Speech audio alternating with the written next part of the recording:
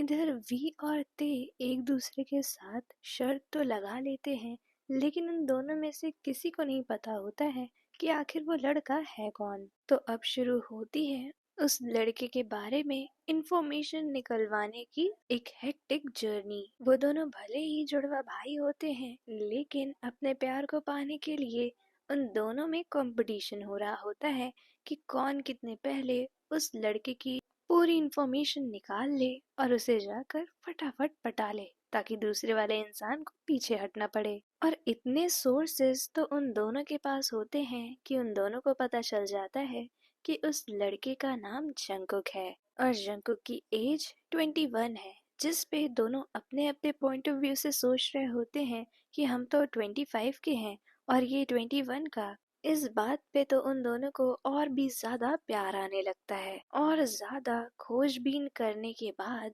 We को पहले पता चल जाता है कि जंगकुक ऑर्फन है और वो एक ऑर्फनेज में ही रहते थे। और अभी जैसे ही उनकी 18 इयर्स कंप्लीट हुए, उन्होंने वहां से बाहर निकलकर अपनी इस बड़ी सी दुनिया में छोटा सा नाम कमाया है, और वो भी अपनी एक प्यारी सी बेकरी खोलकर। जंगकुक उस बेकरी में बहुत ही ज्यादा मेहनत से अपना काम करते हैं और उनकी बेकरी में जितने अच्छे सामान हैं उनका दाम उतना ही कम है, क्योंकि उन्हें ऐसा लगता है कि उनके जैसा कोई और इंसान भूखा ना रहे। ये सारी चीजें जब वी पढ़ रहे होते हैं तो उन्हें बहुत ही ज्यादा अच्छा लगता है। उन्होंने तो ऐसा कभी एक्सपेक्ट भी नहीं किया था कि इतना अच्छा इंसान भी इस दुनिया में हो सकता है, और वो भी एक ऐसा अनाथ बच्चा जिसके साथ खुद इतना ज्यादा बुरा हुआ हो।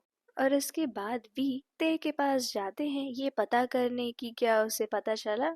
तो वी को पता चलता है कि अभी ते सिर्फ और सिर्फ उसकी उम्र तक पहुंचे हैं, उन्हें ये नहीं पता चला है कि वो एक अनाथ है। जिस पे वी बोलते हैं कि मेरे पास एक इंफॉर्मेशन है, अगर तुम चाहो तो मैं तुम्हें दे सकता हूँ। लेकिन ते बोलते हैं बिल्कुल नहीं भाई, मैं अपनी सारी जरूरतों की चीजें खुद जमा करूंगा, वरना मैं जंकुक के सामने जाके कहूंगा क्या कि मैं अपने भाई की बदौलत तुम्हारे पास आया हूँ।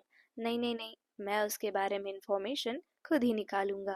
जिस पे भी कहते हैं ठीक है जैसी तुम्हारी मर्जी, पर मुझे तो जो चाहिए था मुझे मिल गया है, तो मैं चलता हूँ उसे पटाने के लिए। और ये कह के वी वहां से चले जाते हैं। और ते सोच रहे होते हैं कि आखिर भाई को ऐसा क्या पता चला है जिससे वो इतने ज्यादा कॉन्फिडेंट है कि वो उसे पटा ही लेंगे। लेकिन ते अपनी खोजबीन में लगे रहते हैं और वो ये देख रहे होते हैं कि जंकुक को आखिर क्या पसंद है, क्या वो किसी कॉलेज जाते हैं या फिर कोई और काम करते हैं। और उसके बाद ते को भी ये पता चल जाता है कि जंकुक की एक प्यारी सी बेकरी है, वो भी एक बहुत ही छोटी सी जगह में। लेकिन अभी तक उन्हें ये नहीं पता चल पाया था कि जंकुक एक अनाथ है। इधर ये दोनों भाई अपनी अपनी चीजों को इंटरेस्टिंग कर रहे होते हैं ताकि जंकुक उन्हें तुरंत पसंद कर ले।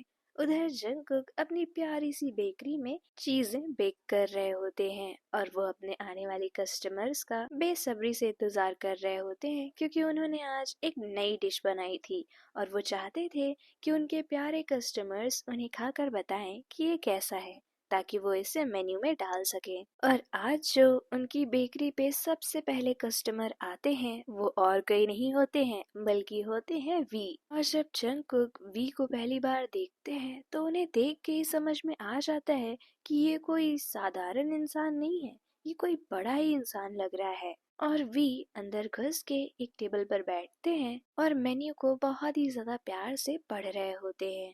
और उधर जंकुक ये सोच रहे होते हैं कि पता नहीं ये क्या ऑर्डर करेंगे, पता नहीं इन्हें पसंद आएगा भी या नहीं, क्योंकि मेरा बेकरी तो इतना ज्यादा छोटा है और इनका टेस्ट तो हाई फाई होगा। लेकिन उसके बाद भी उन्हें ऑर्डर करते हैं एक प्यारी सी स्ट्रॉबेरी केक, जिस पे जंकुक बोलते हैं कि आप मुझे बस 10 मिनट दीजिए, मैं फ्रेश फ्रेश लेकर आता हूँ। और उसके बाद जंकुक जा ही रहे होते हैं तब तक उन्हें याद आता है अपनी उस नई डिश के बारे में, जिस पे वो मुड़ते हैं और वी से पूछते हैं कि सर क्या मेरी आप एक डिश ट्राई करके बताना चाहेंगे कि कैसी है। आपका जो फीडबैक होगा मुझे बहुत पसंद आएगा अगर आप उसे ट्राई करेंगे तो। जिस पे वी बोलते हैं जरूर, मैं आपकी कोई भी डिश ट्राई करने के लिए रेडी हूँ। जिससे जंकुक के चेहरे पे एक बड़ी सी स्माइल आ जाती है और वो जल्दी से जाकर उस केक में से एक पीस निकाल कर वी को देते हैं। वी उस नई डिश का मजा ले रहे होते हैं, तब तक जंगकुक उनके लिए पेस्ट्री बना रहे होते हैं, स्ट्रॉबेरी वाली। वी उस पेस्ट्री को खाकर बहुत ही ज्यादा खुश होते हैं और वो वैसे ही जंगकुक को बोलते हैं, ये जो आपने मुझे डिश दी है ये बहुत ही अच्छी है, आप इसे जरूर मेन्यू में रखिएगा, क्योंकि मैंने देखा ये मेन्यू में नहीं थी। तो जंगकुक पेस्ट्री बनाते हुए ये बोल रहे होते हैं कि सर ये मैंने अभी ट्राई की है, ये मेरी खुद की डिश है, इसीलिए मैंने इसे अभी तक मेन्यू में नहीं रखा है। और उसके बाद वो वी के लिए स्ट्रॉबेरी पेस्ट्री ले आते हैं और उसे बहुत ही प्यार से सर्व करते हैं, जिस पे वी बोलते हैं कि आपके पास कोई और कस्टमर नहीं है ना सर्व करने के लिए। तो जंगकुक बोलते हैं नहीं, आप देख सकते हैं अभी मेरा जो बेकरी है वो खाली है। तो वी बोलते हैं क्यों ना आप मेरे साथ बैठकर मुझे कंपनी दे, मुझे काफी अच्छा लगेगा। जिसपे जंगकुक को एकदम शॉक लगता है, क्योंकि आज से पहले कभी भी किसी कस्टमर ने उन्हें ऐसा नहीं कहा। और जंगकुक बोलते हैं क्या आप श्योर हैं ये सही होगा? तो इस पे वी बोलते हैं जरूर, आप प्लीज बैठिए, मैं चाहता हूँ आप मेरे साथ बैठे। उसके बाद जंगकुक बैठते हैं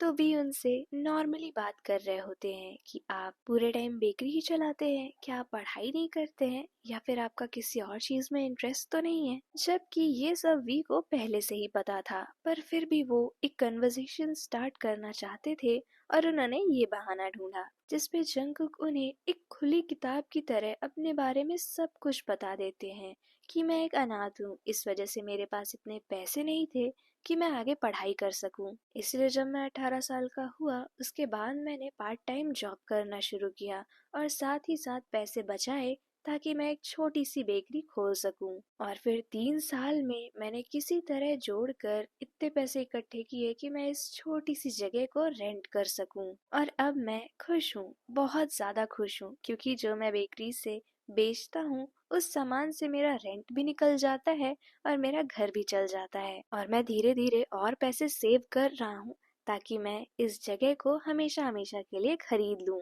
और ये सारी बातें वी सिर्फ एक टक जंकुक को देखते हुए सुन रहे होते हैं और वो सोच रहे होते हैं कि ये कितना ज्यादा मासूम इंसान है, ये मुझ जैसे स्ट्रेंजर से भी इतने ज्यादा प्यार से बात कर रहा है, इसको पता भी नहीं है कि मैं यहाँ पर किस इरादे से आया हूँ। उसके बाद वी अपना मौका गवाते नहीं है और बोलते हैं अगर आप चाहें तो मैं इस जगह को आपके नाम अभी करवा सकता हूँ। जिस पे जंकुक की आंखें फटी की फटी रह जाती हैं, लेकिन वो वी से कहते हैं कि नहीं नहीं नहीं, मैं इतना बड़ा चीज अपने किसी कस्टमर के हाथ से नहीं ले सकता। आपने मेरी डिश ट्राई की, उसे इतना अच्छा कहा, यही मेरे लिए काफी है। और ये सुनकर तो वी उनसे और भी ज्यादा प्यार करने लगते हैं। वो इसलिए क्योंकि छोटे से छोटा या फिर बड़े से बड़ा इंसान भी एक कीमत पर आकर रुक जाता है, लेकिन जंकुक को जो चीज इतने ज्यादा मन से चाहिए उसे जब मिल रही है फिर भी वो उसे ठुकरा रहा है, वो भी सिर्फ इसलिए क्योंकि वो उसे खुद खरीदना चाहता है। ये देखकर वी मन ही मन सोचते हैं कि मैंने सही लड़का चुना है।